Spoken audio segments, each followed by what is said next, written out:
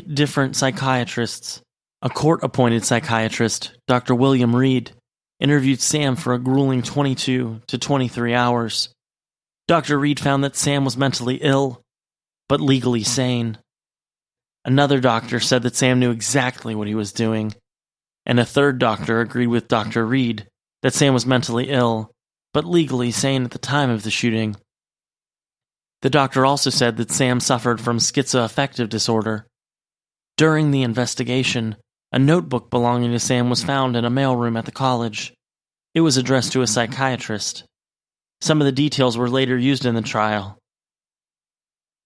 This notebook contained different drawings and thoughts of how Sam planned his attack for quite some time and had feelings of wanting to kill since he was a small child.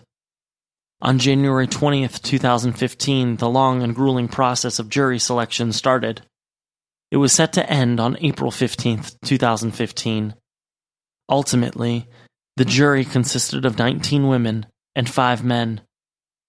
There were 12 jurors and 12 alternate jurors selected in case one of the jurors was dismissed during the trial. An astounding 9,000 people were summoned for jury duty. The attorneys meticulously screened each prospective juror with specific questions during a process called voir dire. Opening statements started as scheduled on April 27, 2015. The prosecutors opened by stating that Sam set off that night with a goal to kill all 400 people in the theater. The defense attorney stated that Sam wasn't at fault because he suffered a psychotic episode. During the course of the trial, 5 jurors were dismissed for various reasons, such as speaking to the media, something that is strictly forbidden as it could tarnish the outcome of the case, the death of a family member, and for recognizing a wounded victim.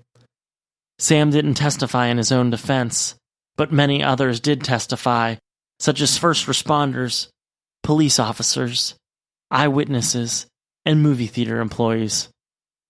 On July 14, 2015, both the prosecutor and the defense attorneys gave their closing statements.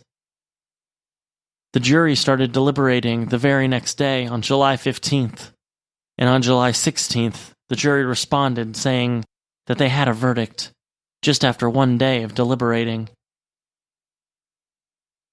On the same day, June 16th, Sam was convicted of 24 counts of first-degree murder, 140 counts of attempted murder, and 1 count of possessing explosives. In August, he was sentenced to life in prison without the possibility of parole due to the fact that the jury couldn't reach a unanimous decision to sentence Sam to death. In addition to life without parole, he was sentenced to 12 life sentences and over 3,300 years for the attempted murder charges and the explosive charge. I want to make it clear that it is the court's intention that the defendant never set foot in free society again. The intention of my sentences is that he spend every single day of the rest of his life in prison. The defendant's senseless, horrific, heinous acts have needlessly impacted thousands of people. Thousands of people. And as one of the victims put it, he took life from hundreds or thousands who are still breathing.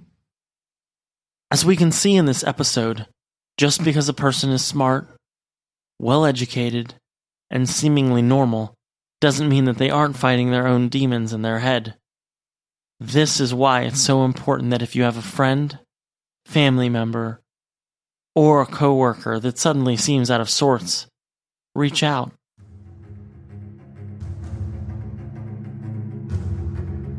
Thank you for listening to today's episode of Active Shooter, the podcast.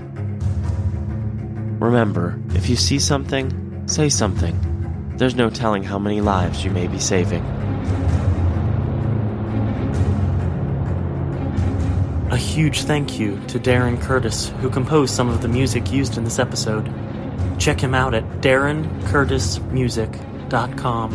DARRENCURTIS music.com. Active shooter. Reports of an active shooter. Active shooter. Active shooter. Mass casualty incidents.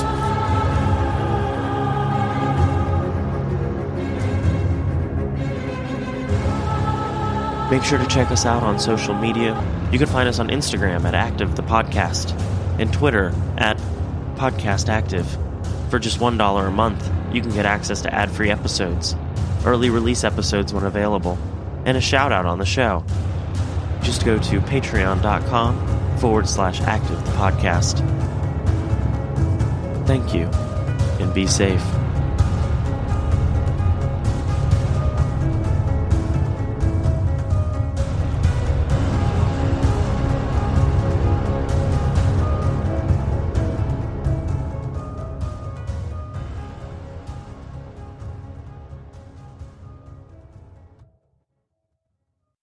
This is Brew Crime, a craft beer and true crime podcast. I'm Mike. I'm Beck. And I'm Nina. And we're your hosts. We pair a true crime story with a craft beer. That Nina will probably hate. Yeah, probably. Whatever. You can find our show on all your favorite podcast apps, and if you can't find it, contact us and we'll try and change that. We can be found at brewcrime.com or on all social media platforms at brewcrime. Join us as we discuss the horrible crimes that surround us and try not to giggle.